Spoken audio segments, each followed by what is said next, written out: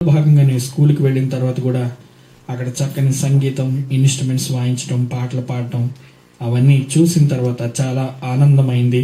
ఎందుకంటే పాటకు సంబంధించిన అర్థం ఆ రోజుల్లో తెలియకపోయినా పాట ఏదైనప్పటికీ పాటే కాబట్టి, మరి సంగీతం అనేది యూనివర్సల్ లాంగ్వేజ్ అంటారు కాబట్టి, మరి దానికి సంబంధించిన అర్థం తెలియకపోయినప్పటికీ ఇక్కడ కూడా పాటలు, సంగీతం అంతా చక్కగా జరుగుతుంది. కాబట్టి నేను చాలా సంతోషించి ఆ పాటలు నేర్చుకొని ప్రభు పాటలు నేను కూడా పాడుతూ ఉంటే స్కూల్లో ఉపాధ్యాయులు, అలాగే అక్కడ ఉన్న దైవజనులు, పాస్టర్ గారు వాళ్ళంతా కూడా నన్ను ప్రోత్సహించి ఆదివారపు ఆరాధనలోను, అలాగే బుధవారం, శనివారం ఉపవాస సహవాస కూటాల్లో పాడిస్తూ ఉండేవారు. ఈ విధంగా 10th క్లాస్ వరకు కూడా మరి క్రైస్తవ మిషనరీ స్కూల్లో నామమాత్రంగా వారు నేర్పించిన వాక్యాలు నేర్చుకోవడం, మరి ప్రార్థన చేయమంటున్నారు కాబట్టి ప్రార్థన చేయడం, పాటలు పాడడం ఈ విధంగా జరిగిపోతా వస్తూ ఉండింది. 1996లో మరి నా 10వ తరగతి ముగించుకున్న తర్వాత బయటకు వచ్చాను. బయటకు వచ్చిన తర్వాత మరి మా తల్లిదండ్రులు ఒక అటానమస్ కాలేజీలో, ఒక రెసిడెన్షియల్ కాలేజ్ లాంటి దాంట్లో అనకాపల్లిలో ఇంటర్మీడియట్ కోసం నన్ను జాయిన్ చేసిన తర్వాత నా మనసులోనికి ఒక బీజం పడింది. అదేంటంటే నేను ఎట్టి పరిస్థితిలోనైనా ఒక మంచి సినిమా సంగీత దర్శకుడిని కావాలని నాకు ఆశ కలిగి, మరి మొట్టమొదటిసారిగా మరి ఆ దిశగా నేను అడుగులు వేయాలంటే నాకు ఎవరి దగ్గర నుంచి సహకారం లేదు, ఏ బ్యాక్ సపోర్ట్ కూడా లేదు. కాబట్టి నేను ఏ విధంగా చేయాలని ప్రయత్నిస్తున్న తరుణంలో అప్పుడప్పుడే మొట్టమొదటిసారిగా మరి రియాలిటీ షోస్, మరి ఈ బాలసుబ్రహ్మణ్యం వాళ్ళంతా పాడుతా తీగ లాంటి ప్రోగ్రామ్స్ అన్ని ప్రారంభించిన సమయం అది. నేను కూడా ఆ ప్రోగ్రాంలో పార్టిసిపేట్ చేసి అందులో పాడిన తరువాత నన్ను నేను ప్రూవ్ చేసుకుని ఆ రికార్డింగ్స్ ద్వారా మరి నేను పలానా చోట పాడానని చెప్పి మరి దాన్ని వినిపించి నాకు ఎవరైనా అవకాశం ఇస్తారని భావించి ఆ రీతిగా ప్రయత్నం చేయడానికి, ఆ రియాలిటీ షోస్లో పాల్గొనడానికి నా ప్రయత్నాలన్నీ చేశాను. ఆ రియాలిటీ షోస్ అన్నింటిలో కూడా పాల్గొన్నాను. మరి పాల్గొన్న తర్వాత 2001కి నా డిగ్రీ కూడా కంప్లీట్ అయిపోయింది.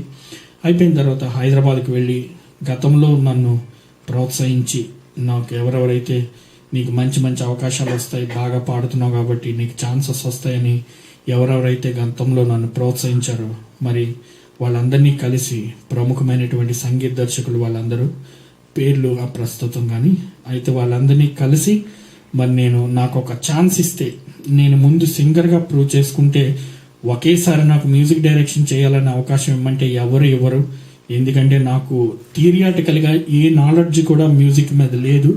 కేవలం నేను పాడుతున్నా, వాయిస్తున్నా అదంతా కేవలం దేవుని కృపను బట్టి మాత్రమే. అది ఇప్పుడు గ్రహించాను నేను, అప్పుడు మాత్రం ఏం లేదు. కానీ అప్పుడు నేను గ్రహించని ఆ తరుణంలో మరి నేను ముందు సింగర్గా ప్రూవ్ చేసుకున్న తర్వాత మ్యూజిక్ డైరెక్షన్ కోసం ఎవరైనా అడగొచ్చు అనే తలంపుతో నాకు ఒక పాటకి అవకాశం ఇవ్వాలని చెప్పి చాలామందిని మరి అర్థించాను. అయినప్పటికీ ఇక్కడ పోటీ ప్రపంచంలో, ఈ సినిమా ప్రపంచం అంతా రాజకీయంగా ఉంటుంది. ఇలాంటి చోట మీలాంటి వాళ్ళు ఉండడం చాలా కష్టం బాబు. మరి వెళ్ళి శుభ్రంగా విశాఖపట్నంలోని ఏదైనా ఉద్యోగం సంపాదించుకొని దొరికిన 1-6 పాటలు పాడుతా ఉంటే, మరి ఏదైనా ప్రైవేట్ ఆల్బమ్స్లో అక్కడ అవకాశాలు వస్తే పాడుతూ ఉండు, ఏదైనా ఛాన్స్ వస్తే మేము కూడా నిన్ను పిలిచి పాడిస్తామని చెప్పి వాళ్ళు చాలా నిరుత్సాహంగా నన్ను వెనక్కి పంపేశారు అనమాట. పంపేసిన తర్వాత మరి చాలా నిరాశ, నిస్పృహకు గురై మరొకసారి నేను అప్పుడు దాకా, ఎందుకంటే చాలా తక్కువ సార్లు నా జీవితంలో నేను అంధుడిని, అరే నేను ఎందుకు ఇలా పుట్టానని మరి బాధపడిన సమయాలు చాలా తక్కువ. అందులో అది ఒక సమయంగా నేను చెప్పొచ్చు. నేను కీలకంగా బాగా ఎక్కువగా బాధపడిన సమయం అది. ఎందుకంటే అనవసరంగా ఒక అకాడమిక్ ఇయర్ పాడైపోయింది, చదువుకోవడానికి లేదు. మరి నెక్స్ట్ ఇది ప్రయత్నం చేయాలన్నా కూడా మరి ఒక కాంపిటేటివ్ ఎగ్జామ్ రాస్తేనే తప్ప మరి అవకాశం లేని పరిస్థితుల్లో నేను చాలా డిప్రెషన్కి గురైన తరుణంలో 2002 ఫిబ్రవరి నెలలో, గతంలో నేను డిగ్రీలో ఉండగా ఒక యూత్ రిట్రీట్లో పాడడానికి నా స్నేహితులతో కలిసి నేను వెళ్ళానమాట.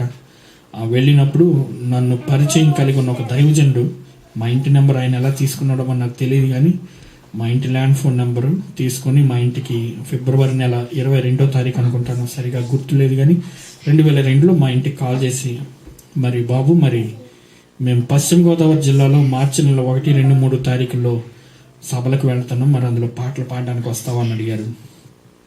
ఇంట్లో ఉండి ఈ పెయిన్ అంతా అనుభవించే బదులు కొంత రిలీఫ్గా ఉంటుందన్న ఉద్దేశంతో సరే వస్తానని చెప్పి మాట ఇచ్చాను. వారితో పాటు ఆ సభలకు కలిసి వెళ్ళాను. వెళ్ళిన తర్వాత 2 రోజులు మరి మామూలుగా గతంలో అన్ని ప్రోగ్రామ్స్లో మామూలుగా సెక్యులర్ ప్రోగ్రామ్స్లో ఏ విధంగా పాటలు పాడానో అక్కడ కూడా అలాగే పాడేవాడిని, పక్కన కూర్చునేవాడిని, వాళ్ళందరితో పాటు మామూలుగానే ఉండేవాడిని. 3వ రోజు ఉదయం 6 గంటల సమయంలో డివోషన్ జరుగుతూ ఉంది. ఆ డివోషన్ జరుగుతున్నప్పుడు అందరూ ఆరాధన చేస్తూ నన్ను కూడా ఒక పాట పాడమన్నారనమాట. నేను పాడాను. పాడిన తర్వాత మరి కొంతసేపటికి నా ఒంట్లోంచి ఒక తెలియని షివరింగ్ అనేది మొదలైంది. ఆ వణుకు గతంలో నేను ఎప్పుడు కూడా అది వణుకని కూడా చెప్పలేను, మరి ఆ ఫీలింగ్ నేను ఎక్స్ప్రెస్ చేయలేను. కానీ ఆ షివరింగ్లోంచి నాకు ఒక మాట వినిపిస్తుంది, తల్లి గర్భంలో పిండంగా రూపించబడక ముందే నేను నిన్ను ఎరిగి ఉన్నానని. మరి పక్కన ఎవరైనా వాక్యం చదువుతున్నారేమో అని నేను భావించాను అనమాట. మళ్ళీ ఒక 10 నిమిషాల గ్యాప్లో సేమ్ వర్డ్ మళ్ళీ వినిపిస్తుంది. నా పక్కనే పాస్టర్ గారు కూర్చుంటే వారిని తట్టి వారితో ఈ సంగతి చెప్పాను. చెప్తే, బ్రదర్, దేవుడు నీతో మాట్లాడుతున్నాడు, దేవుని యొక్క ప్రణాళిక నీ జీవితంలో ఉన్నది కనుక దేవుని కోసం నువ్వు సమర్పించుకో అని చెప్పి వాళ్ళందరూ నా మీద చేతులుంచి ప్రార్థించారు. ఆ రోజునే దేవుణ్ణి మరి నేను గతంలో వాక్యం తెలుసున్నా, ప్రార్థన తెలుసున్నా, యేసే నిజమైన దేవుడని తెలుసున్నప్పటికీ నిర్లక్ష్యం చేసి నా సొంత ప్రయత్నాల కోసం నేను ఏ విధంగా అయితే వెంపర్లాడానో అవన్నీ పరిస్థితులు బట్టి కూడా దేవుని ముందు పశ్చాత్తాపడి నా పాపములను ఒప్పుకొని మరి ఆ రోజే ఒక నిర్ణయం తీసుకున్నాను. ప్రభువా, నువ్వు నాకు ఇచ్చిన ప్రతి తలాంతు కూడా కేవలం నీ కోసమే వాడతాను. నా జీవితాంతం నా చివరి ఊపిరి ఉన్నంత వరకు కూడా నన్ను దయచేసి మీ పరిచర్యలో వాడుకోండి అని చెప్పి ఆ రోజు 2002 మార్చి నెల 3వ తారీఖున దేవుని ముందు సమర్పించుకున్నాను. ఆ రోజు నుంచి ఈ రోజు వరకు కూడా ఒక్కొక్క మెట్టు నేను ఊహించని మలుపులని దేవుడు తిప్పుతా తీసుకుని వస్తూనే ఉన్నాడు. అందులో భాగంగానే ఇంత దూరం ఖండాంతరాలు కూడా దాటి ఈ దేశానికి కూడా రావడానికి అల్పుడినే నాకు ఏ విధమైనటువంటి యోగ్యత, అర్హత అయితే లేదు. కానీ నా జీవితంలో ప్రతి ఒక్కటి మిరకల్ అనే చెప్పాలి. ఎందుకంటే ఒక్కొక్క రోజు కూడా చాలా ఆశ్చర్యకరంగా జరుగుతూ ఉంటుంది. ఈ 13 సంవత్సరాల జీవితంలో, సేవా పరిచర్య జీవితంలో దేవుడు నన్ను ఎన్నో మలుపులు గుండా, ఎన్నో మెట్లు ఎక్కిస్తూ, ఎన్నో ఒడిదుడుకులు వస్తున్నప్పటికీ దేవుని కృపను నా మీద అధికం చేస్తూ తన మెండైన దీవెనలతో నన్ను నడిపిస్తూ వస్తున్నాడు. ప్రియులారా, నాకు అన్ని అవయవాలు చక్కగా ఉన్న అమ్మాయి భార్యగా వచ్చింది. 2 పిల్లలు, బాబు 5 ఏళ్ళు, పాపకు 3 ఏళ్ళు. వాళ్ళ కోసం కూడా ప్రార్థించండి. దయచేసి నా సేవా జీవితం కోసం, పరిచర్య కోసం ప్రార్థించాలని ప్రేమపూర్వకంగా మీకు విన్నవిస్తున్నాను. 2010లో మరి నేను అంత మాత్రమే కాదు కానీ నేను MA BEd చేయడానికి కూడా దేవుడు కృప చూపించాడు. మరి 2010లో నేను టీచర్గా అపాయింట్ అయ్యాను. ఒక స్కూల్లో పని చేస్తూ మరి సేవా పరిచర్యను కొనసాగిస్తూ సంగీత పరిచర్యలు మరి ముందుకు సాగుతున్నాను.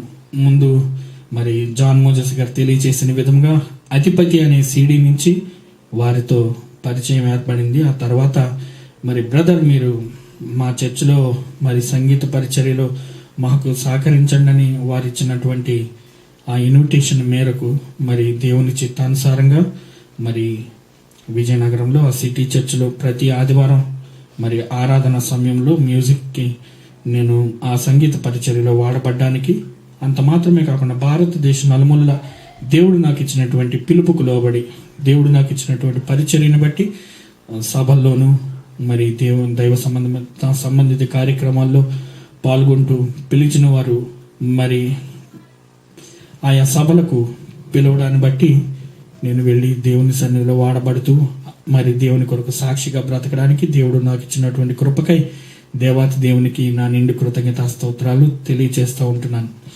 మరి అమెరికా రావడానికి కూడా మరి చాలా ఆశ్చర్యకరమైన సంగతి అది. రక్షణ టీవీలో పాటలు పాడుతూ ఉంటాను నేను, రక్షణ ఆరాధన ఛానల్స్లో మరి పాటలు పాడుతూ ఉన్నప్పుడు వాళ్ళు యూట్యూబ్లోనో ఎక్కడో మరి ఎలా పెట్టారో నాకైతే తెలియదు, నేను ఇప్పుడు చూడలేదు. కానీ నేను పాడిన పాట పెట్టడం వల్ల ఇక్కడ రెగ్యులర్గా చికాగోలో ఒక మెథడిస్ట్ చర్చ్కి వెళ్తున్నటువంటి ఒక ఫ్యామిలీ ఆ పాటలు చూస్తూ ఉన్నారట, నాకైతే తెలీదు. మరి జాన్ మోజెస్ గారు రెగ్యులర్గా ఇక్కడికి అమెరికాకి గత 2008 నుంచి వస్తూ ఉంటారు. కాబట్టి వీరి CD మీద, అధిపతి CD మీద నా ఫోటోగ్రాఫ్ చూసి మరి పాస్టర్ గారిని అడిగి నా నంబర్ తీసుకొని వాళ్ళు నన్ను కాంటాక్ట్ చేశారు. వారు ఇన్విటేషన్ ఇచ్చి మరి ఇక్కడికి రావడానికి మరి దేవుడు ఆశ్చర్యకరమైనటువంటి రీతిలో దేవుడు కృప చూపించాడు. దేవుడు ఎంతగానో నన్ను వాడుకుంటూ తన యొక్క కృపలో నన్ను భద్రపరుస్తూ నా కుటుంబాన్ని ఎంతగానో దీవిస్తూ మరి దేవుడు నన్ను ముందుకు సాగిస్తూ వస్తున్నాడు. ఒక సంగతి చెప్పదలిచాను ప్రియులారా, సమాజానికి పనికిరాని ఒక అంధుడినైనటువంటి నన్ను ఈ విధంగా దేవుని కొరకు సమర్పించుకున్నట్లు దేవుడు తన కొరకు యోగ్యమైన పాత్రగా మలచి వాడుకుంటున్న ఈ తరుణంలో అన్ని అవయవాలు కలిగి ఉన్న మిమ్మల్ని అందరినీ దేవుడు వాడుకోడా చెప్పండి బ్రదర్, డియర్ సిస్టర్స్. మరి మనం బయటికి వెళ్ళే పరిచర్య చేయక్కర్లేదు. దేవుని పరిచర్యలు విభిన్నమైనటువంటి రకాలు. కాబట్టి దేవుని కొరకు మన జీవితాన్ని సమర్పించుకుంటే, దేవుని చిత్తానికి మన జీవితాన్ని అప్పగిస్తే దేవుడు తన కొరకు యోగ్యమైన పాత్రలుగా మనల్ని మలచి తగు రీతిలో మనం ఉన్న పరిధిలో దేవుడు వాడుకునే ప్రయత్నం చేస్తాడు. దేవుడు వాడుకుంటాడు. ఆ పరిస్థితి చాలా ఆశ్చర్యకరంగా ఉంటుంది. అది చాలా ఉత్కృష్టమైనది. అంతకంటే మించిన భాగ్యం లేదని నేను అంటాను. అందుకు నేనే ఉదాహరణ అని చెప్పడానికి నేను ఎంతగానో సంతోషిస్తా. మరి ఈ సమయాన్ని నాకు ఇచ్చినటువంటి పెద్దలైన వారందరికీ నా మనఃపూర్వక వందనాలు తెలియజేస్తూ దేవుడు ఇచ్చిన సాక్ష్యాన్ని దీవించి ఆశీర్వదించునుగాక.